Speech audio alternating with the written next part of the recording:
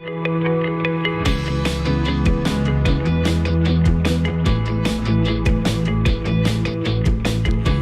and welcome to Pastor's Perspective. I'm your host, Brian Perez, and I'm all alone in the studio today. Where, oh where can the pastors be? Well, there they are at a secret, undisclosed location, also known as Calvary San Diego. Pastors Brian Brodersen and Phil Metzger are there. And yeah, what are you guys doing there? How come you're not here? We're in a bunker here in Calvary San Diego. We heard there's some serious stuff coming down. I think it's like a rainstorm or something. And we knew we had to hunker down. Sure we were going to be safe. Yes.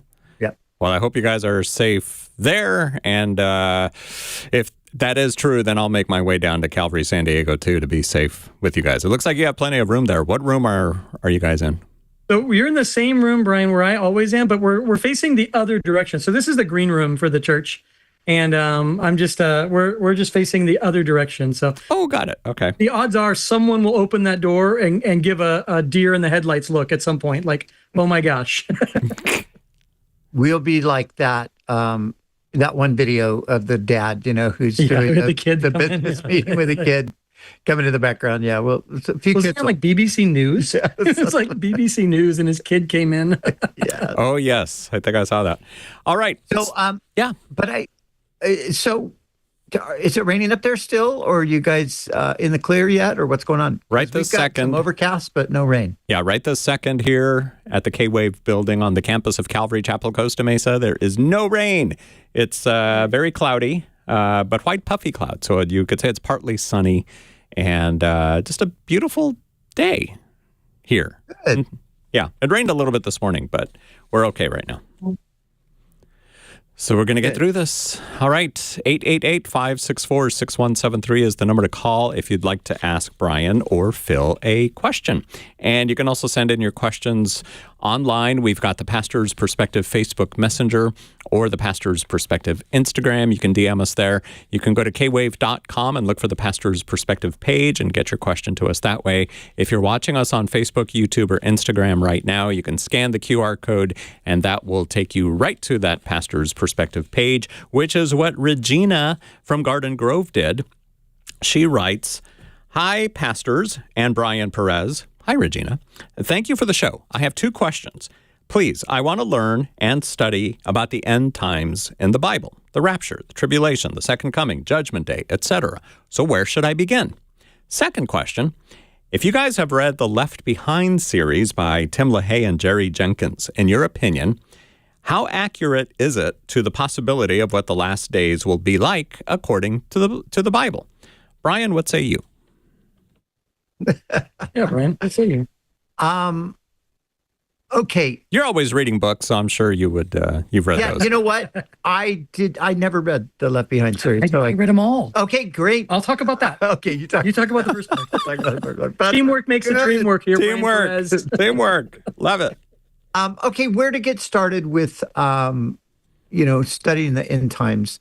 I would just say this because, obviously there's books of the Bible, but you're going to have some challenging parts of those that you're going to go, okay, I read that, but I still don't know what it's talking about. So, the book of Daniel, of course, is great. The book of Daniel is kind of divided into two halves. The first part is more autobiographical about, Daniel's experiences in Babylon and Persia. And then the second half, chapter 7 through the end, is more dealing with eschatology, more dealing with, the future things of the end and so forth. And so Daniel chapter 9 is very, very significant. Chapter 9, but chapter 7 is 7, 9, and probably 12 are the chapters that are really going to talk specifically about, the second coming. And then, of course, you have the book of Revelation. The book of Revelation has its challenges. I think it's probably helpful for somebody who's asking these kinds of questions to go through it with somebody that, can give you a bit of a roadmap through it. If you like to listen to teaching, I've taught the Book of Revelation, and you could find that series on my website, backtobasicsradio.com. Actually, I don't know if you can access the archives right now because we're in the midst of updating that. But anyway, I have that. There's some good commentaries available on the Book of Revelation. There's other New Testament passages that deal with end time stuff, like 1 Thessalonians 4, 2 Thessalonians 2. So I would say probably a pastor that you trust who's taught on these topics, listen to them. Go to their website, get their whatever we use. Yeah, however it is now. Get the tape. Yeah, get the tape. Yeah, buy the record. Yeah. I would say that would be probably the best way to approach it. If there was a single volume that I would recommend to help you through it, I'll think about that while Phil talks about Left Behind. Okay. Yeah, and maybe too. I don't. Maybe it's worth it to tell those listening or watching. There's no like one book of the Bible. Like when you talk about eschatology, like you're saying there's not like, hey, this is the book you go to read eschatology. The idea of eschatology is the study of last days. That's what we would call like a systematic thing. So you're looking through all of the Bible where the Bible speaks about last days, and it's all over, like you pointed out. So, okay, Left Behind series. First of all, I'm a reader. I like reading fiction books. Left Behind is a fictional series. It's not based on anything real. So then the question, like, how does it connect to? It is specific to a particular view of last days Bible teaching, a very literal. There's going to be the rapture happens before the tribulation. There's a 7-year tribulation. There's an antichrist. And then Jesus comes back at the end of the 7 years, and that's where the books ended, as far as I remember. It's been a while. They were super fun to read, but I would remind everybody listening, they're fictional books. So fun to read, not inaccurate, but it's difficult to say with end times fictional books that they're accurate. They're accurate from one particular perspective. And there are several great perspectives that people hold to as it relates to end times. This was based on one of them, definitely the most popular because of the books. Fun to read, but I wouldn't hitch your wagon to that theology alone. I would definitely listen to a good pastor, go through. I have it on mine on Calvary SD. We've gone through Revelation just a couple of years ago. Pick somebody you trust, like Brian said, and go through it with them. All right. Go ahead, Brian. What's the one book? Well, actually the one book isn't a book, because I just remembered we did a year-long series on we looked at kind of the whole story of God. Oh yeah, okay. Starting in Genesis and all the way through. And the very last study in that series, I did basically the Book of Revelation and kind of tied all of it together. And that's recent. So that was like a year ago. Perfect. And I think in that one study, what I try to do is, like you said, Phil, because it's all over the Bible, I tried to just sort of, pack it all into this one study looking at Revelation. So I can't remember what that study was called right now, but I'm going to find it on my phone, and we'll send it to Brian Perez. I'll recommend it when we're answering another question. That'll work. Yeah. Now, if Regina's thinking, well, I want to listen to studies by a pastor who might, as they used to say, have the Bible in one hand and the newspaper in the other, and looking at here's what's going on over there, so here's what's happening. How accurate are those teachings? I'll start with that. It really depends on the issue, doesn't it? It depends on what's going on. There's a danger when we try to make every recent event fit a Bible verse. Like, this just proves it. Here it is. We see it. It's so clear. That's not how we're supposed to understand the scriptures. But we're also big believers that the Bible is telling us about things that are coming. So a lot of the events that we see happening, I would call like indicators of an eventual, right? So like when people are saying, oh my gosh, this thing is the mark of the beast. No, it's not the mark of the beast. But we are certainly seeing technological advancements, global opportunities that have now created the environment where the idea of a singular mark for buying and selling is totally realistic these days. So I think I would look at modern events as indicators of something that is eventually going to happen, but not to say, see, this proves it. Now we know it's true. Look at what's happening in Iran. We know it's true. It's not meant to be lived out like that. Yeah, I agree. And I also found the particular study that I was referring to, and you can find it at backtobasicsradio.com. And the title is The End and the Beginning, and it's 2 parts. And if you go to Back to Basics Radio, right, if you can go there right now, and then you can scroll down to it, and you could listen to it, immediately. Mm-hmm. There you go. Very nice. And Pastor Brian's teachings are also available, the podcasts on iTunes and Spotify. And there's a link there at backtobasicsradio.com. You can subscribe and you'll get them every day. All right, let's take another question that was sent in online. By the way, the phone lines, we'll get to those in just a little bit. 888-564-6173. Brian Perez here with Pastors Brian Brodersen and Phil Metzger. Till 4 o'clock, 888-564-6173. George in San Pedro asks, if God created laughter, what makes God laugh? Is it safe to say that he has a sense of humor? Phil? It is very safe to say God has a sense of humor.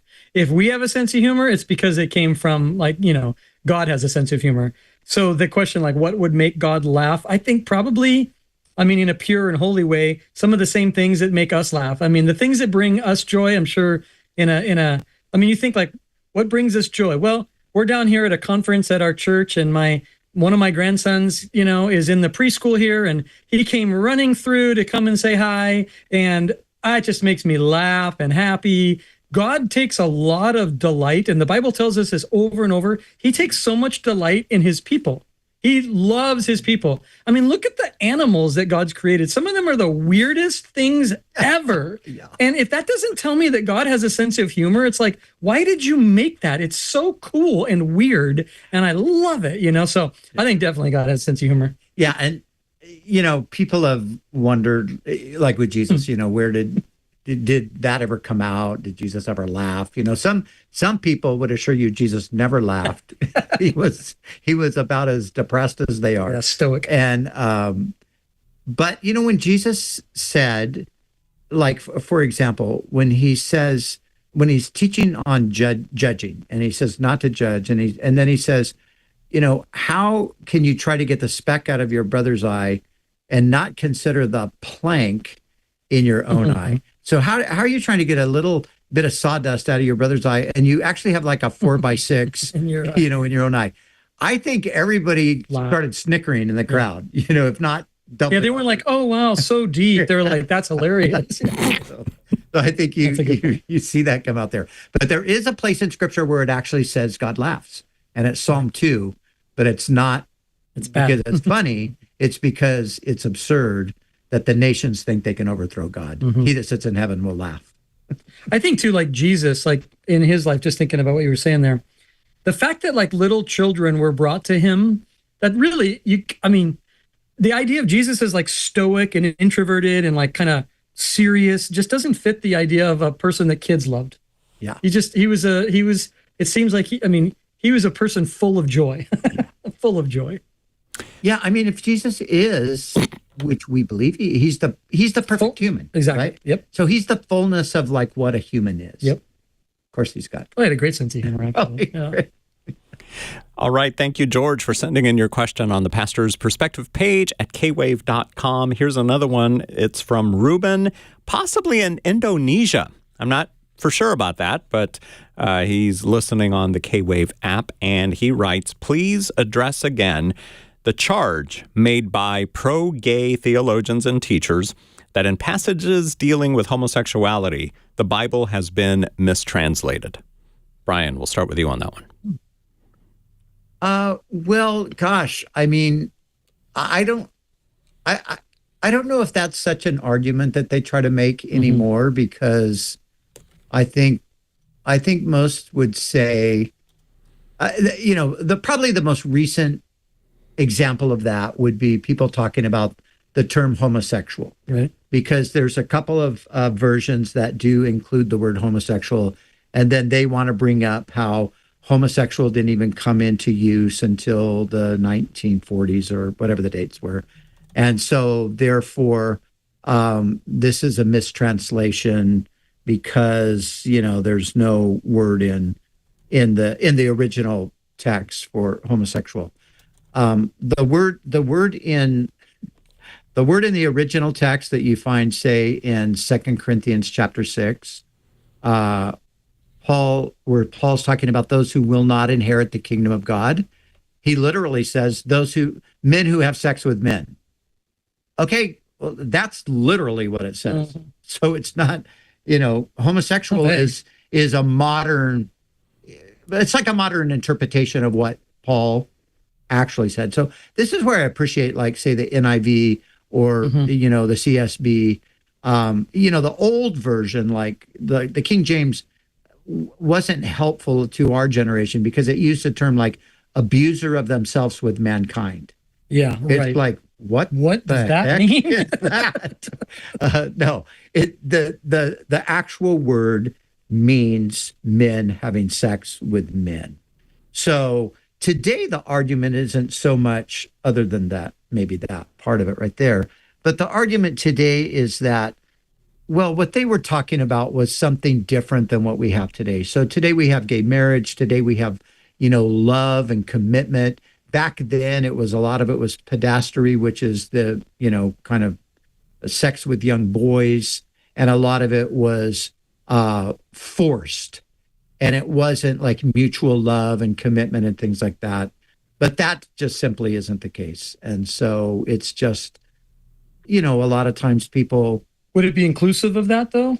It would, in some places, right, obviously, but not in not exclusively. Yeah. Men having sex with men is just men having sex with men. Yeah. It's not, doesn't give you the circumstances, right? So, so it's a matter of just not wanting to, I think, face what the text is saying truly in the context that it was given, that it was actually forbidding same-sex relationships. That's what it's forbidding. It's not forbidding certain kinds of same-sex relationships. It's forbidding all same-sex sexual relationships. All right. Phil, any thoughts? No, it's great. All right. Ruben, thank you for sending in your question through the Pastor's Perspective page at kwave.com. And here's a question from Linda, who is in Atlanta, Georgia. And she writes, hang on here. Yes. Okay.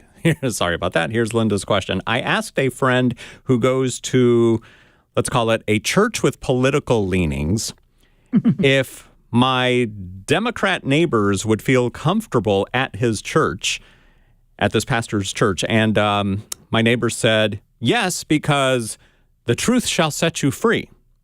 I was disappointed to hear her use that verse regarding politics. Anyway, do you think the recent vote counts 2 weeks ago on Prop 50 will convince California pastors to just stick to the Bible on Sundays? Phil, what do you think? No. There was the short. That was a yes or no question. Yes, you're right. You put it in a yes or no. I did. Yeah, no, I don't think. I think those that are in that camp, they're gonna. This is almost like fuel to the fire. Like, we lost this, and we need to fight more and all. And of course, we're like, this is a pastor's perspective show. We're focused on giving biblical answers to real life circumstance. That doesn't mean we don't have our own opinions. The difference is I think so when somebody says, oh, your Democrat friend can come to our church because we preach the truth, I'm trying to create an environment in our church where you could be Republican, you could be Democrat, you could not care about any of that. And you're going to be confronted with who God is and then who you are in light of that. And it'll impact your politics, but not define your politics. So it should be impacting of our politics, right? How I view the world, how I see God, those will change how I vote. But if I start with how you should vote, I may never win people to Christ. I may only win them to voting in my direction. And I don't want to win people to vote my opinion. I really want to see them know Christ. And then I'm fully confident that they will vote as God's working in their life. Brian? I couldn't say that any better. I mean, that was excellent. I agree 100% with Bill. Very good. Linda, thank you for sending in your question on Facebook. And let's do one more, and then we'll go to the phones. 888-564-6173 is the number to call. We've got Brian Broderson and Phil Metzger here answering your questions. Again, 888-564-6173. Lisa from Ontario, California wants to know, on the topic of Lucifer being ejected from heaven, in Job 1, why was he permitted to come back into heaven to present himself before the Lord? And then again, later in Job, why did God give him permission to bother Job yet again? Brian, what do you tell Lisa? Well, I don't know. Remember? We're Not that again. This is a why did God do something question. Yes, that's true. Oh my God. Yeah. So wait, what did he do again? He gave Lucifer permission to come into the presence of God in Job 1. You know, he was before the... Oh, since he was kicked out of heaven? Right. He'd been removed from heaven. So why does he now, in Job 1 and then later in Job, why did God let him be there? Okay, yeah, we don't know why God did that. But I think what we need to understand is that although Jesus says, I saw Satan fall as lightning from heaven, it means that he was cast out of his position that he held in heaven. But it doesn't mean that he was no longer allowed access to God's presence, because we know he was allowed access to God's presence all the way into the book of Zechariah in the Old Testament, but closer to the time of the New Testament period, we have a picture of the high priest standing before the Lord and Satan there at his right hand to accuse him. And then, we have the reference in Revelation to him being the accuser of the brothers and sisters. But then there is that point in Revelation where he is, I think what she's thinking, where he's actually banned from heaven, where he's not only out, but he's out permanently. He no longer has access. Phil? Yeah, I mean, it's a great answer. I'm thinking too, just kind of take it a little bit further. There's nowhere that Lucifer can go except God allows it. Nowhere. Not on earth, not in heaven. There is no and he's more hyper aware of that reality than I think even we are of the sovereignty of God. That the breath that I'm just taken is because of the grace of God. And I'm kind of unaware of that a lot in my life. I'm going to go to sleep tonight and not be, anxiety filled, thinking, what if I stop breathing? I just live my life. The devil is so insanely aware that anywhere he can go is only because God has allowed that. And I think we got to remember that includes heaven, but it includes everywhere. It includes every accusation, every bit. He has no right except that God would allow certain things.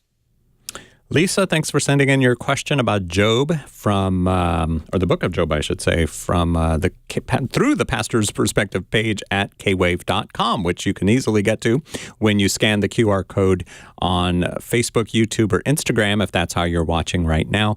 Phone lines are open, 888-564-6173. Speaking of YouTube, here is Teddy, who is watching us there from Cerritos, so we'll wave hi to Teddy. What's your question for us, Teddy? Hey, brothers. Thank you. So I just finished Luke, and I got Chuck Smith's Word for Today Bible. And in the commentary, he mentions John, people wanted to boil him, and I think God protected him. And it mentions Fox's Book of Martyrs. Chuck Smith mentions it. So I've never heard of this. I just wanted to if you guys can if you know anything about it and your perspective, and if I should buy the book. Yeah, we know about it, Teddy. I think Phil's probably read it. I've read it. Fantastic. It's really kind of a classic book written in, I think, the 1600s, maybe 1700s, by a man named John. I think it's John Fox. And he basically just goes back and he's kind of looking at the martyrs throughout history, going back to the apostles. Tracing, as much of the historical record as he can get. And then some of it is, a bit probably mixed with some legendary kind of things and so forth. So there is a tradition, there is the idea that we know John was banished to the Isle of Patmos because he tells us that that's the case in Revelation. That's where he wrote Revelation from. So there is also the tradition that he was, that the emperor attempted to kill him by putting him in boiling oil. But like the Shadrach, Meshach, and Abednego that Nebuchadnezzar threw into the fiery furnace, they were not harmed. So John was not harmed either. And I would imagine Fox's Book of Martyrs records that. So, and I checked where that comes from, and it comes from Tertullian. Tertullian, yeah. In the year about 200, so about 100 years after John, maybe 110, 15, he writes that happened. That happened. So the Fox's Book of Martyrs was taking it from Tertullian. Yeah. So that's what Fox did. He went back and he compiled this. There are some aspects I remember even in reading Fox's Book of Martyrs where I thought, okay, this is more legend that has kind of crept in here.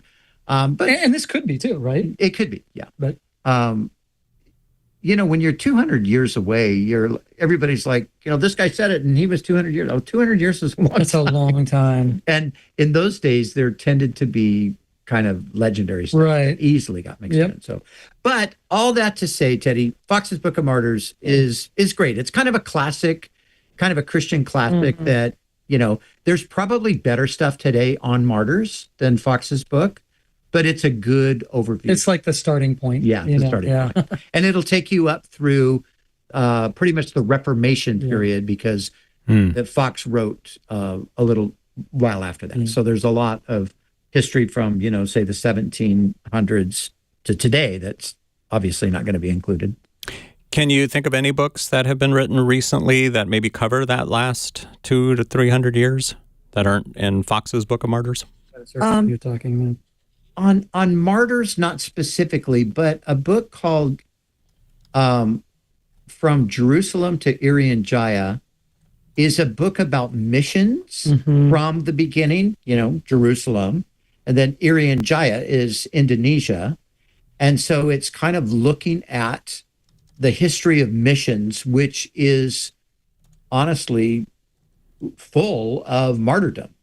One of the stories you'll read in Jerusalem to Irian Jaya is the death of Jim Elliot and his friends who died in Ecuador as martyrs trying to bring the gospel in. So I think maybe that would be... That's a seminal, such an important missions book. Yeah. Ruth Tucker, From Jerusalem to Irian Jaya.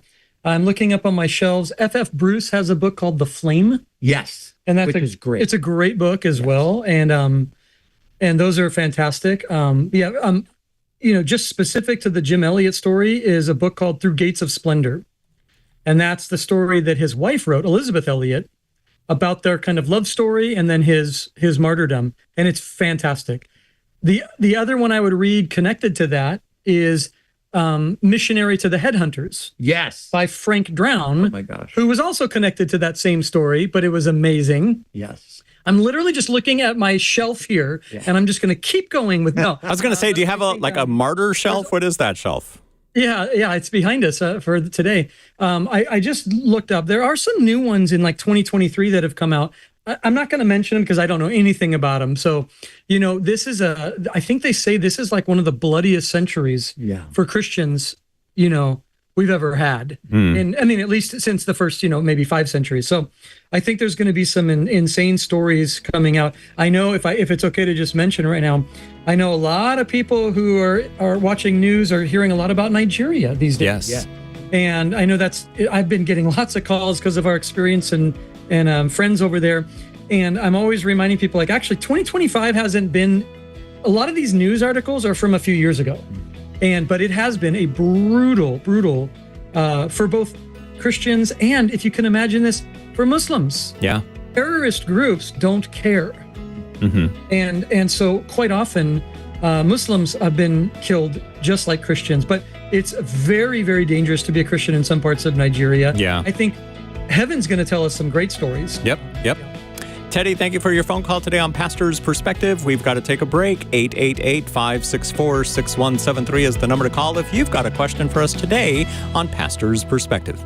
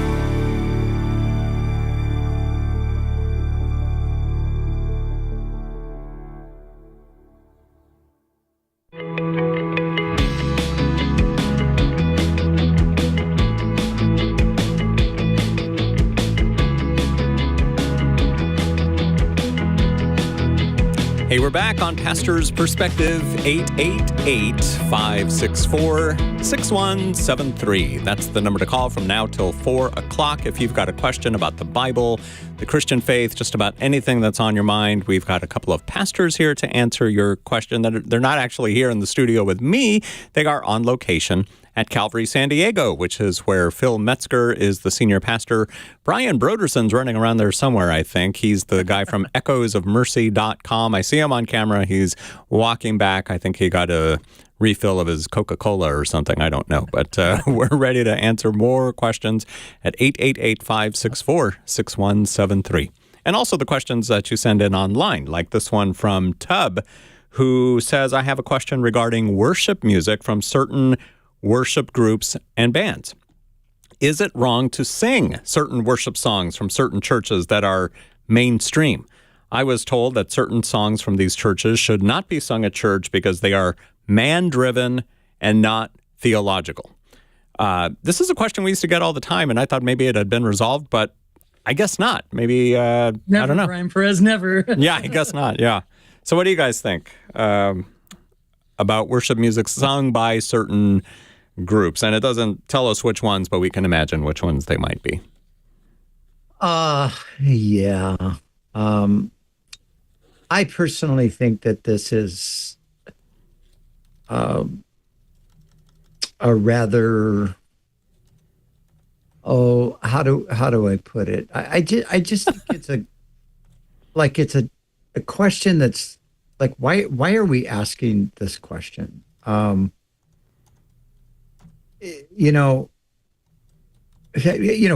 talk about, the hymns, or they talk about, these deep theological songs, which it's great. I love hymns. I love deep theological songs. But, when you read the Psalms, some of the Psalms are just like, they're very simple.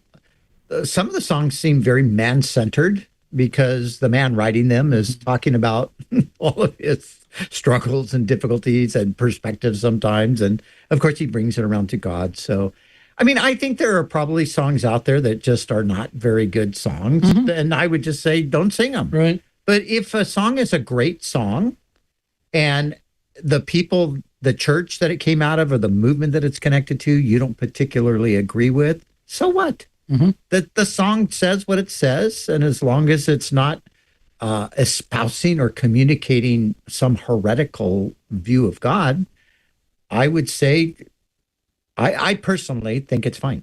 What do you think? I totally agree. I feel like we should be concerned about the theology we're singing. Yes. Okay. We think we should be concerned with the theology we're singing. But to assume that like, well, because it's written from like man's perspective and how they feel about God, that's not right. Well, that's not true, because like you said, there's several Psalms that are like that. Yeah. It's me expressing my heart to God. Yeah. I'm more concerned about songs not correctly describing good theology. Yeah. But, like back in the day, we used to sing a song all the time, creating me a clean heart. Yeah. And cast me not away from thy presence, oh God. God's not going to, in the New Testament, God's not going to take his presence from me. Like I'm filled with the Holy Spirit, right? But we still love the song because it's expressing a feeling that I have with God. And so I think we need to like maybe not be too harsh on groups that we may not agree with, but they write some songs that are like, wow, that is so meaningful. And so, let's make sure we sing good theology, but beyond that, let's have charity towards each other. Yeah. Yeah. And, I would say this too, I mean, stepping out on a little bit of a limb here, like groups like Bethel, for example, and even Hillsong, there would be things that I would not agree with their theological views on certain things. But for the most part, the songs they've written, the content of the songs, the theological perspectives from the songs are tremendous. Yeah. They're very, very deep and very biblical. Yep. And, maybe they're doing something in their church practice that I would kind of question, that the validity of that. That is not coming across in their music to me. At least the songs that catch fire in the movement, in the Christendom, right? I mean, you listen to these songs, you're like, somebody's thinking pretty seriously about this stuff. Same with like Hillsong stuff. Yes, exactly. Same with Hillsong stuff. Yeah. Because Hillsong was accused a long time ago. And, Hillsong was, in the earliest days, Hillsong was very what we would have called kind of prosperity. Totally. But then they shifted sort of away from that. But then the music, my goodness, you listen to some of the songs that those guys have written. So deep. You're like, this is deep. Like a theologian wrote that song. Theologian wrote it. And as a matter of fact, in a lot of cases, Matt Redman is a friend of mine. Matt's written some of the best songs in, the modern church era. Matt studied under a theologian in order to enhance his theological understanding to write songs with great content. That's so great. Yeah, and I also think of our friends Keith and Kristen Getty. Yes. Well, nobody's questioning the content of their songs. No. I'm only bringing them up because you mentioned Matt Redman, but it's the same thing with the Gettys. Like a Phil Wickham, who is so rooted. He's got such a deep root in the Word of God and in theology, and then he's able, and like this is why we need these people. They're able to express something. I'll listen to a Phil song and I'll be like, I felt that. Yeah. But I couldn't have written that. Couldn't have said it that way. I couldn't have said it that way and made it sound so great. And so we have to give some space for those people. The song that I think everybody who's ever heard this song sung loves this song and feels like this is such an expression of almost everybody's heart at some point in life. It is well with my soul. Oh, yeah. It is well with my soul. One of the great hymns. Yeah. If you read the backstory to the guy who wrote the song, you'd be like, wait, I don't know if we can sing this song because he had a lot of problems. And, he wrote that song because his children were crossing the Atlantic in a ship that sunk and they died. And so this was expressing, God's comfort for him. But he went on. He was a partner in ministry with D.L. Moody. They had a falling out. He had all kinds of financial problems that some were bizarre stuff. Yeah, really weird stuff. And then his wife, they went to Jerusalem and they started like a cult. Oh my goodness. But it's a great song. And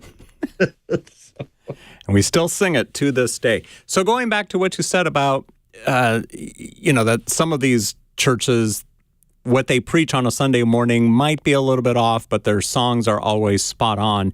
Should we maybe just get the worship leaders to lead the church then? Because they seem to have it together and the main pastor doesn't? I don't know. Just throwing that out there.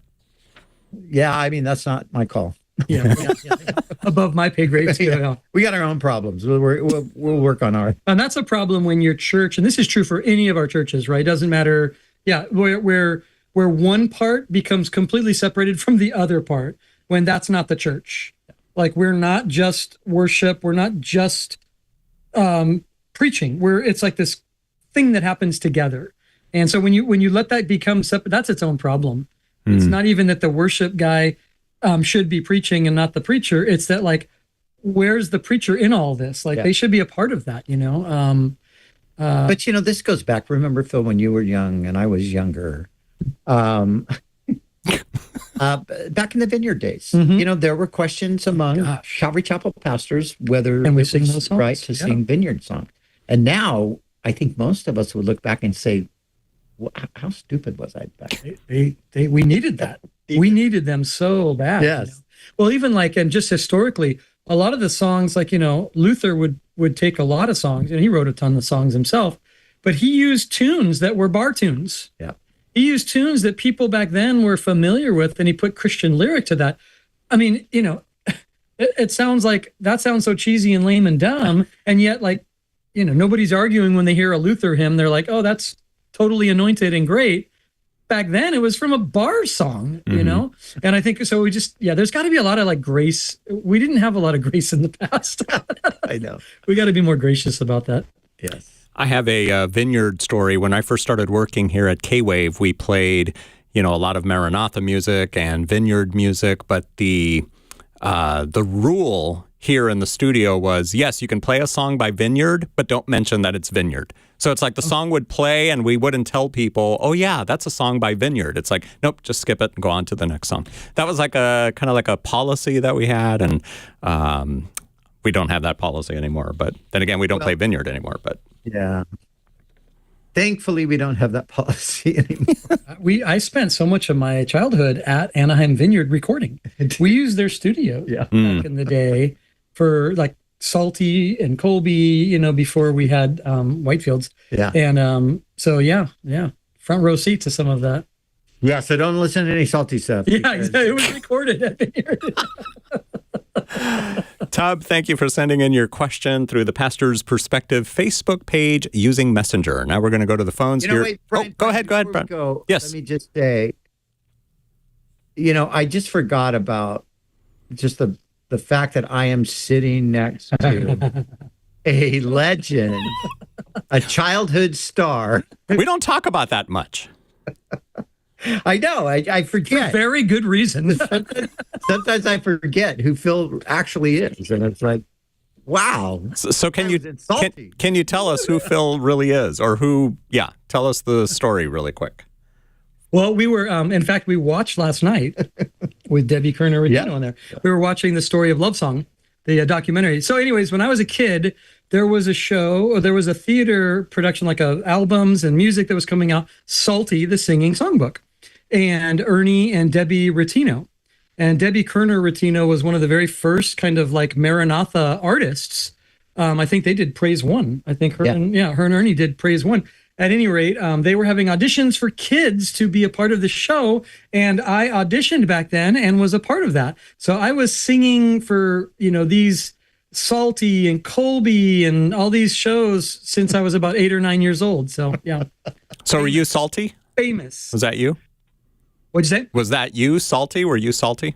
I was not. Nope, I was one of the kids in the show. Got it. I was not the giant blue costume. That's Ernie Rotino. That's Ernie. Actually. Yes, that's right. Yes. A little bit of history there. Why I hang out with Phil. That's right. Hey, yeah, I'm going to hang out with him more now. Total street cred with the 8-year-olds. Yeah.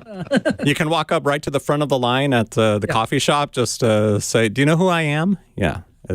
Works every time. All right, Letitia in Vista, thank you so much for calling in today. How can we help you? By the way, the number Letitia called is 888-564-6173. Hi, Letitia. Good afternoon, and thank you for taking my call. My question is, my husband has just recently said in front of me that he is an agnostic, which he's never said before. I am a Christian. I like to listen to Christian radio. He does not. He has specifically asked that I not play Christian radio when he is in the car with me, which I do a lot. And so I want to know if, in your opinion, is that denying Christ? Because it says in the Bible, if you don't know me, then I don't know you. So you're wondering if you're denying Christ if you turn off K-Wave in the car when your husband is in the car with you. What do you say, Brian? Letitia, no, not at all. Of course not. I mean, you're not denying Christ. You're just complying with your husband's wish, even though you don't really like his request to not listen to the radio. There's nothing to do with that. You still love Jesus. You still have your faith in the Lord.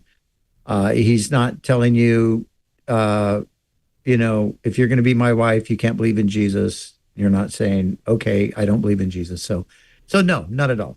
I think that's, if you're responding by just saying, okay, fine, I won't listen to it here. I think that's probably just the best way to go. It's not anything to have a war over. You can listen to it when he's not in the car. And, this is his problem. And I think you can just be gracious and pray for him that God will work on his heart. Obviously, he's got issues there. So, but what do you think? Yeah, I totally agree. Yeah, maybe if you want any pushback, it would be, hey, how about 50-50? I won't listen to it the whole time, but I want that a little bit. But I don't, like Brian said, don't feel any condemnation. That, I think it grieves us that you would even think that this is denying Christ. This is not in any way, shape, or form denying Christ. Not even close. Not even close. So be free from that. Yeah. And, on a personal note, whenever my wife gets in the car with me, she says, turn that radio off. And I say, yes, ma'am. So but it's not K-Wave that I'm listening to. Let's just make it. Oh, that's why. Yeah, you're not on. Yeah, Back to Basics is on, and she's like, turn that off. She just hates the radio being on when she's in the car. So Yeah. It's like, I accommodate that. Now, let's look at this angle, too. Based on the answer that you guys gave, people might wonder, specifically women, they might say, wait a minute, so the guy should just control or what gets played on the radio in the car or not played? So is it an issue with Christian radio, or, I mean, even if it was a country station or a rock station or something, and the guy was saying, turn that off, what would you say to that, Phil? I'd say it's definitely not a male-female issue at all. It's more of like an accommodation to each other, right? So, like Joy, my wife is like, hey, let's turn the radio on. Sometimes I'll just forget. I'm just driving and I don't have it on. I'm like, turn it on. And I'm thinking we're having a good conversation. Why do you want to stop that?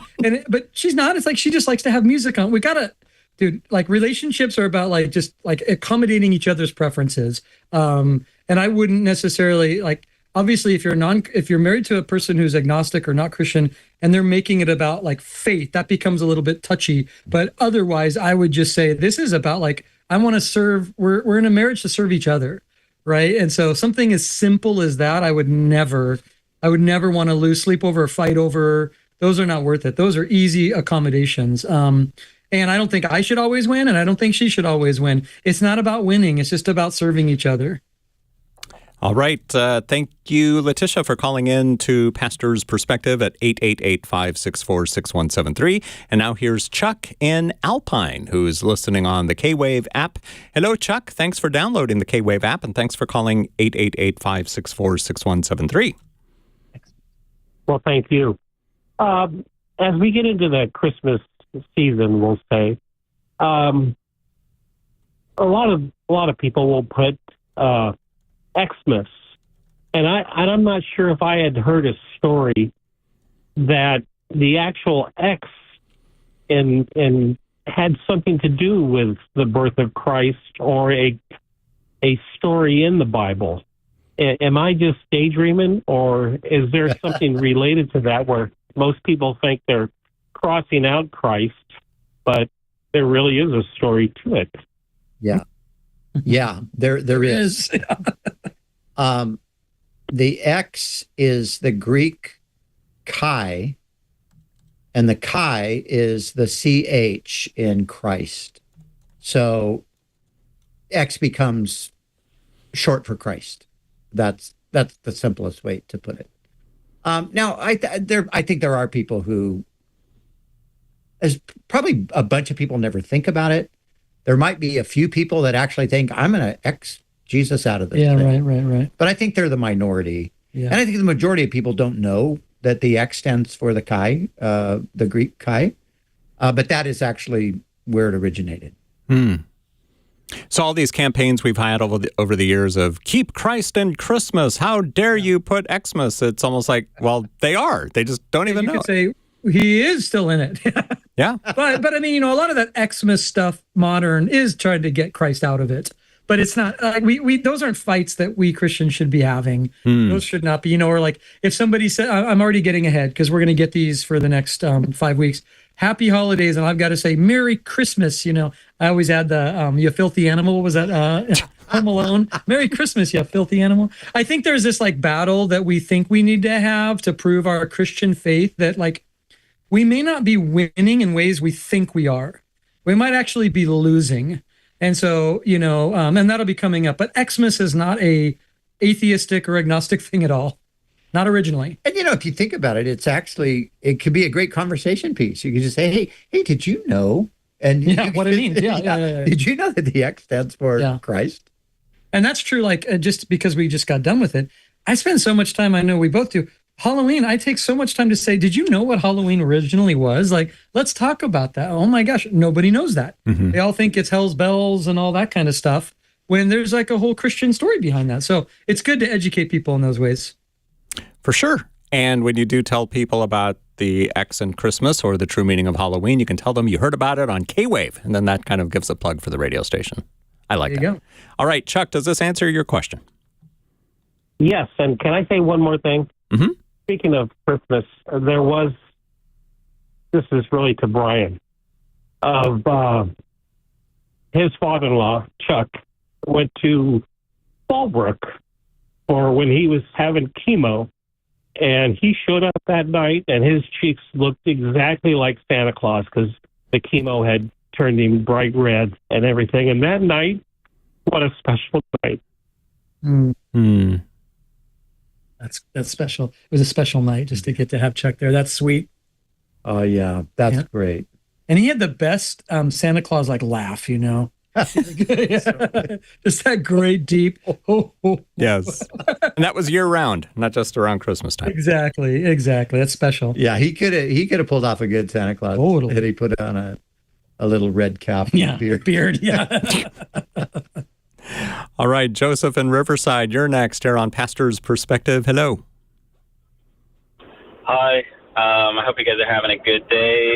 I just wanted to get you guys' perspective on the topic of smoking tobacco, whether that be like cigarettes or vapes or even fresh leaf tobacco in a tobacco pipe.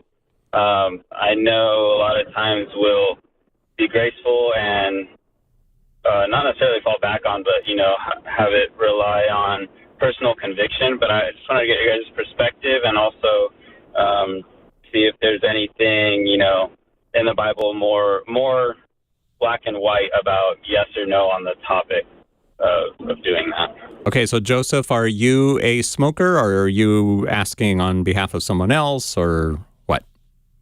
I used to smoke a lot cigarettes and fresh leaf tobacco back when I was in the military, and then even using like those the like little pouches in the mouth. I stopped after I got out, and I gave my life to the Lord, and it's been coming back a little bit more with through vaping with myself and my wife. She also used to and then stopped, and we kind of both were recently within the past like 2 weeks.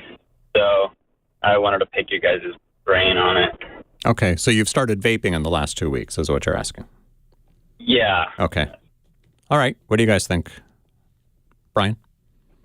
Well, I know Phil's into vaping, but I'm not, so I can't really. He's joking, people. We like to have fun here. Yes, we do. Yeah, look, tobacco is not. There's nothing in the scripture that's going to say, don't smoke tobacco.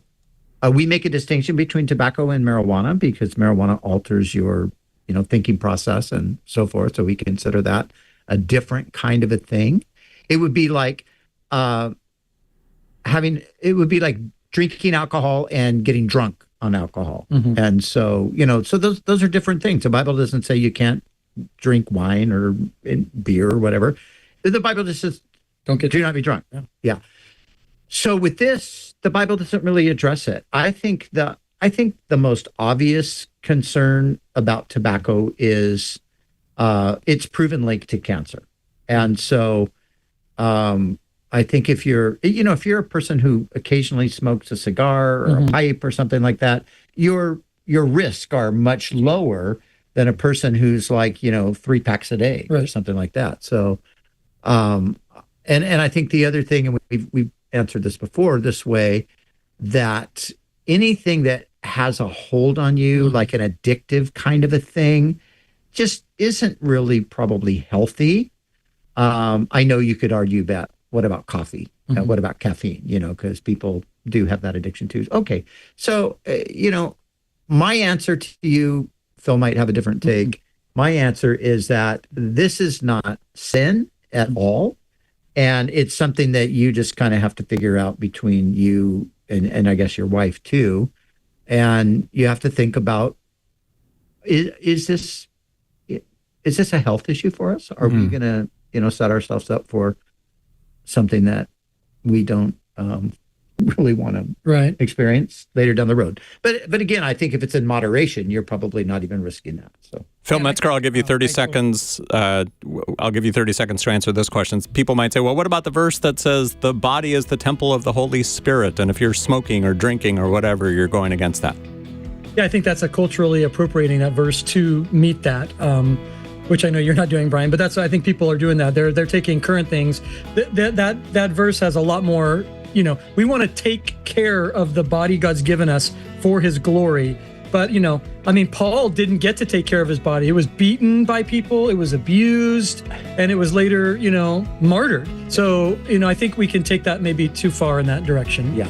And the body being the temple there, he's talking about really like moral and spiritual purity. That's what he's referring to. He's not referring to, my goodness. I mean, wait. Sorry.